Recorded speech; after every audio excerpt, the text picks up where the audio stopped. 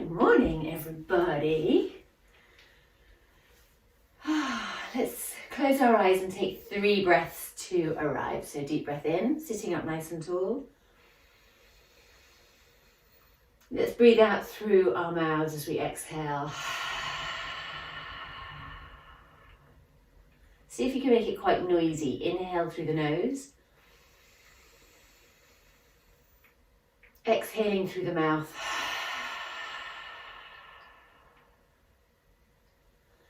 Inhale through the nose.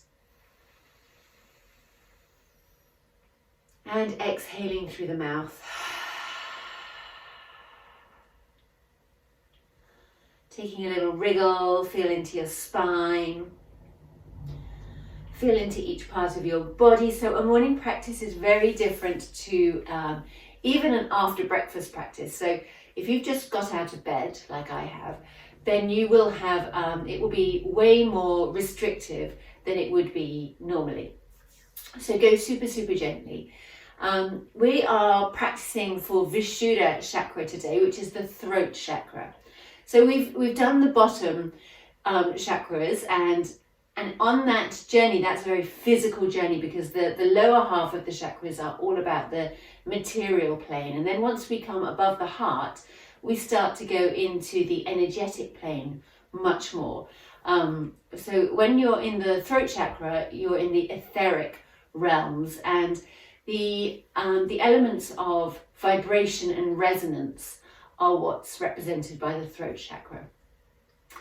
So throat chakra is interesting for so many reasons, and in myself, I have a mouthful of metal brace at the moment, and it hurts when I talk, and it's super uncomfortable. So my throat chakra is having an absolute nightmare while this process is going on. So much so that I most nights think, all right, I'm going to get it taken off. I'm just going to give up, because it's a huge, huge deal. And when I try and explain that to my dentist, he just doesn't understand at all and thinks I'm such a moaning Minnie. But it is a massive deal. There is huge amounts of movement and fluidity in the bones of the jaw and the neck and the throat, and what's going on here has an effect all the way down your spine into your pelvis. So it's no small thing to have this sort of structure put in your mouth to dictate the way that it's moving, going against the currents of life. So with hindsight, I probably wouldn't do this again, but I'm kind of stuck with it, especially since the dentists are all closed now. Anyway, so Vishuda chakra is jaw, is mouth, is throat, is shoulders and neck. So this area in particular. So just close your eyes for a moment, take your awareness to that space, and just think to yourself, is it true that sometimes I carry things in my shoulders? Is it true that sometimes my neck seems to take the hit if things are getting stressful? Is it true that sometimes perhaps my jaw feels a little bit locked? Maybe my tongue feels sharp? Could it be true that the energy of your Vishuda chakra is sometimes responding to your external circumstances? So the colour for Vishuda chakra is turquoise, which is why these turquoise chokers from Pound are so powerful, because they just sit in exactly the right place. The word Vishuda means purification.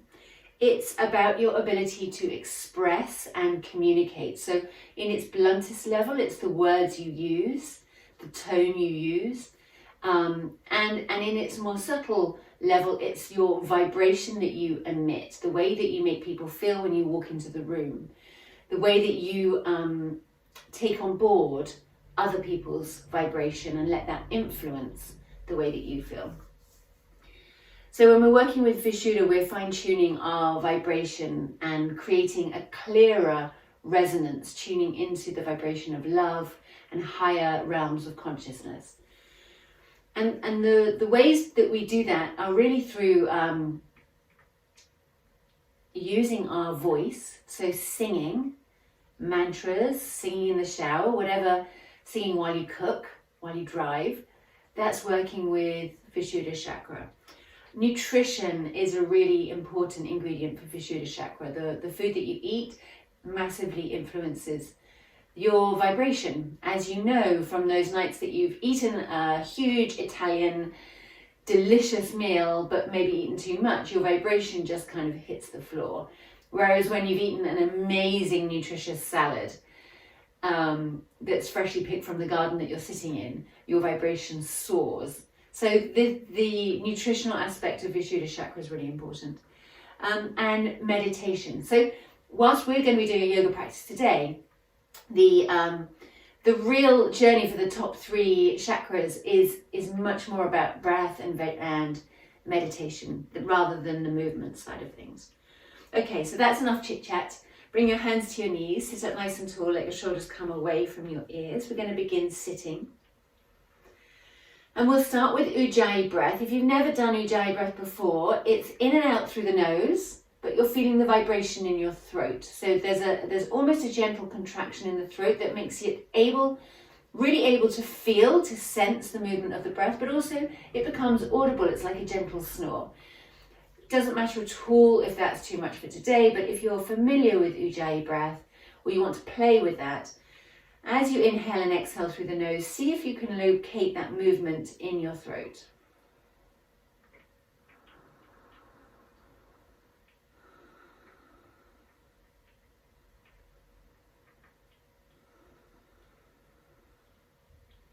Drop the right ear down to the right shoulder, and we'll do some neck circles to wake her up, bringing chin to chest, left ear to left shoulder.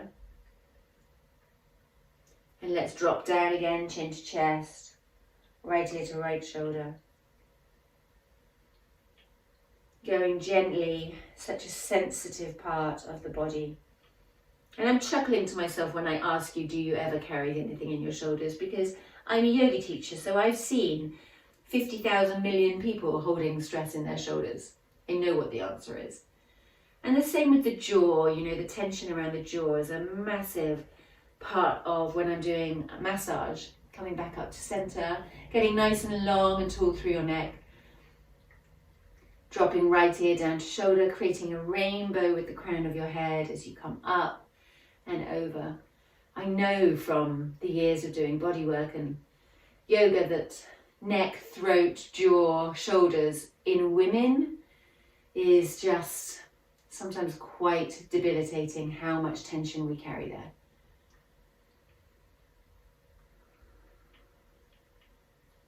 So go gently, coming back up to center. Take the right arm up, bring the hand to just over towards the left ear. Bring the left hand away from you so you can hold on to your knee. That's quite a nice place to hold on to. And just gently use the right hand to guide the right ear down towards the shoulder. So it's just a little bit stronger than it was. Keep the chin tucked. Try not to let the chin lift up. Drop the eyelids and feel into that stretch. And coming back up to center, bringing right hand down to right knee, sitting up nice and straight. Left hand comes up high, bringing the hand across so it's just above the right ear, and dropping the left ear down towards the left shoulder. Again, you're holding on to the right knee to give you some stability, and the chin is tucked.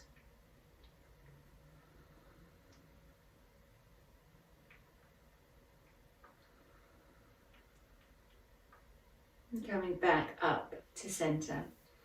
Take a moment in center, do some circles in your shoulders, however feels good to do so.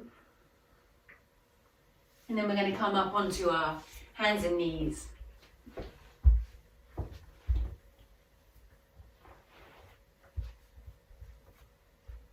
So we've been doing quite a lot of these cat and cows. They're such a great way to start the practice. But for today, usually we kind of begin at the tailbone, but today we're going to begin at the heart and make it more about this part of the body. So as you inhale, let the heart move forwards between the gates of the arms and lift the gaze, drawing the shoulder blades back. And then as you exhale, scoop the heart down, back, and then press it up towards the ceiling, pushing down through your hands. Inhale, scoop the heart down, forwards and up, letting the gaze follow, opening up the front of the throat. And then as you exhale, scoop the heart down, press through the palms, push the heart up towards the ceiling, chin towards chest, moving through the back of the throat. Going like that a few times with your breath. Really aware of your movement, being honest with how it feels, and definitely not going into any places of discomfort.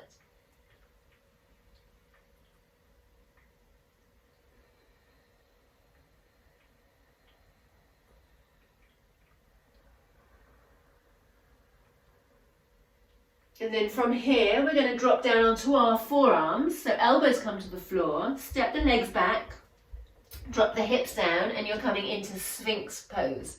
So pulling the shoulders back down towards the tailbone, letting there be space around your neck, pushing the palms into the mat, and wriggling the ribs a little further forward. As you if you imagine pressing the palms into the floor and sucking the hands back towards your body, notice how you can pull your rib cage further forward, and take some deep breaths here. So the things to watch out for, you don't want to be sinking down into your collarbones or your shoulders. You want to be very proud. This sequence is very Egyptian to me. It's got all that sort of grace and sovereign attitude of Cleopatra. And then lower your heart down to the floor and lay your arms at your side. Bring your forehead down to the floor. I'm not going to do so, otherwise I'm going to be talking to my mat. But you bring your forehead down to the floor. And you're going to have your arms either side of your body. Bring your feet together. Place the tops of the feet into the floor. They are your anchor. They're going to stay there. The pelvis is your anchor. That's going to push down into the floor as well. And as you inhale, let the hands hover from the floor. Draw the fingers back towards the heels and let your heart rise as you lift your gaze up in front of you. Exhale as you come down again. Inhale as you come up. And if you're able to practice Ujjayi breath, then do. Exhale as you come down. So this can be a super tiny movement. We're very much working in the realms of the subtle, energetic body. And the focus is coming away from the matter, the physical body. Okay, and then taking your hands either side of your chest, push into your hands, sit back on your heels, and stretch your arms out in front of you. So you're coming into prayer pose.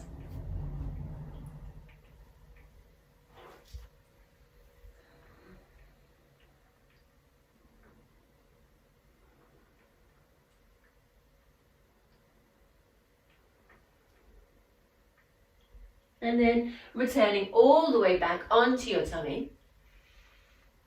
Now this one is stronger still, so see how you go. You have the option to take Sphinx pose if that felt good for you. That could be enough.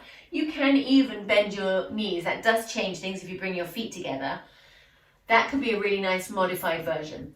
It is early in the morning, so go gently. But if you feel like your back and your shoulders and your neck are all good, then you're going to bend your knees and take your hands behind you and see if you can catch hold of your feet. Once you've caught hold of your feet, you're going to press the hips into the floor and kick the feet into the hands and see if you can start to rise up. So we're making the shape of a bow here.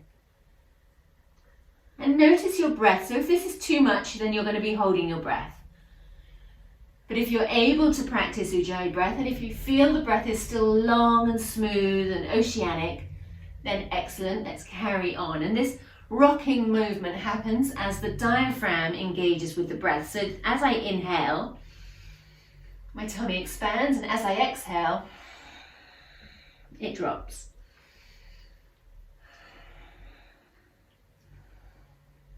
And when you feel you've done quite enough of that, release, bring your hands to the floor, either side of your chest, and sit back on your heels, back into prayer pose. That pose is also amazing if you have any kind of sluggish digestion issues. It really does make a massive difference.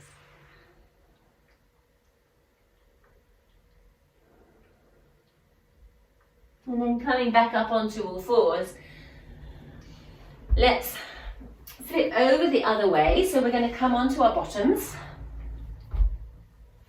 Have knees bent, feet on the floor, hands hands behind you, fingers pointing towards your bottom. And your feet are hip width apart and your elbows are soft. Take a nice long inhale. And as you exhale, push through the hands, push through the soles of the feet. Let the knees move away from you and you're going to come into a reverse table. Looking down the length of your body or maybe looking up at the ceiling. It's entirely up to you. If you're able to look up towards the ceiling, then you can come into your throat a little bit more, but go very tenderly here. And for some of you, you may even be able to drop your head back.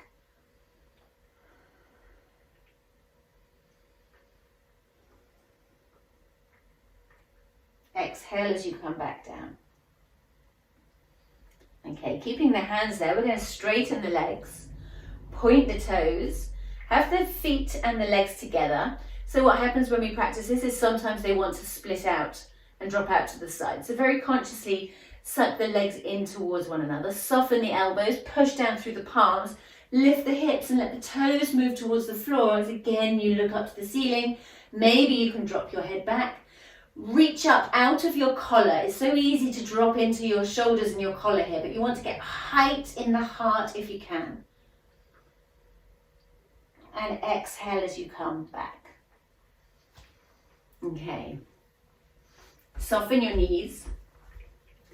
Inhale as you reach your arms up, and as you exhale, lay your torso over the tops of your thighs. Bring your hands to your feet. So you're using your thigh bones as a splint to support your spine. Drop your chin towards your chest. Take a little wriggle and make some room in your back. Amazing. And then come back up. You're going to straighten the left leg. Bring the right foot across as we take a little twist. So holding on to the right knee, sit up nice and tall. Inhale, bring the left arm up, and as you exhale, sweep it across to the outer edge of that right knee. And bring the right hand behind you. Inhale as you sit up, and exhale as you twist. Ujjayi breath if you're able to. Feel into your neck and shoulders here. Make sure that there is space.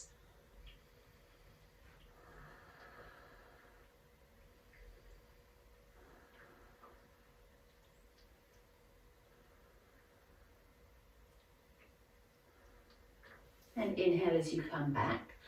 Release, give your legs a shake, and we do the same on the other side. So left knee comes up, give yourself a little hug as you sit up nice and tall. Place the foot across, right arm rises, elbow sweeps across to the side as your left hand comes behind you.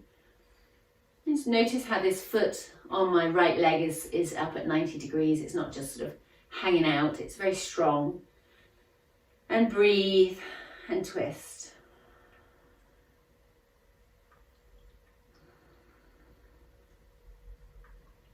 And coming back round to center. We're going to lie down on our backs.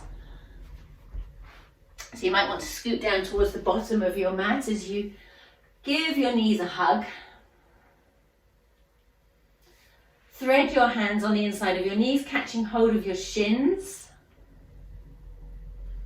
And you can start to play around with your legs there. If your hips will allow you to, you can take hold of your feet. Knees are dropping towards the outsides of your armpits. And you're going to just have a little play around with your legs here.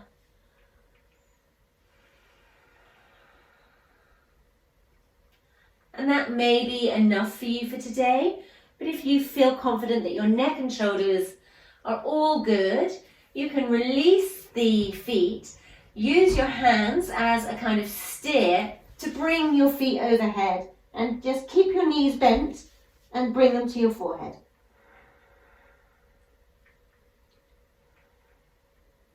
Now for some of you, you might be able to extend the legs down to the floor behind you. Some of you might want to bend your knees and take them down either side of your ears. Or some of you might just want to stay in happy baby.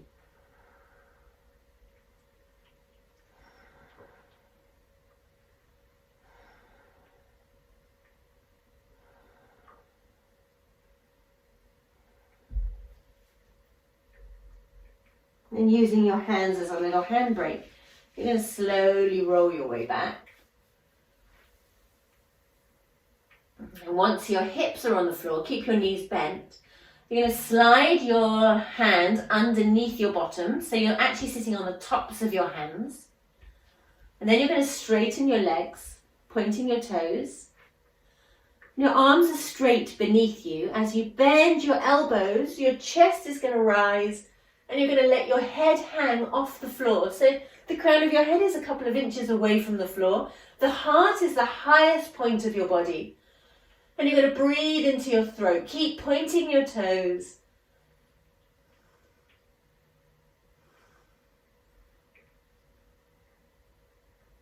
And then when you're ready, gently lower yourself down. Release your hands. Place one hand on your heart, one hand on your sternum. Have your knees together, feet apart. So the words for the mantra for Vishuda chakra that I like to use are: my vibration and life resonate with love. My vibration and life resonate with love.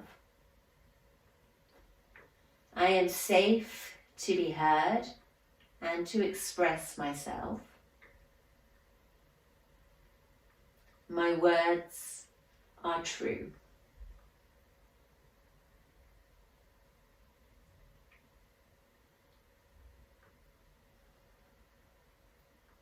My vibration and my life resonate with love. I am safe to be heard and express myself.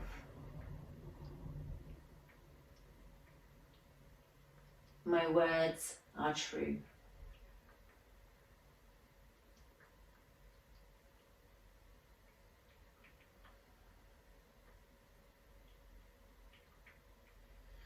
And maybe reaching your arms up above your head, maybe just dropping knees from side to side to get a little bit of a lower back twist in.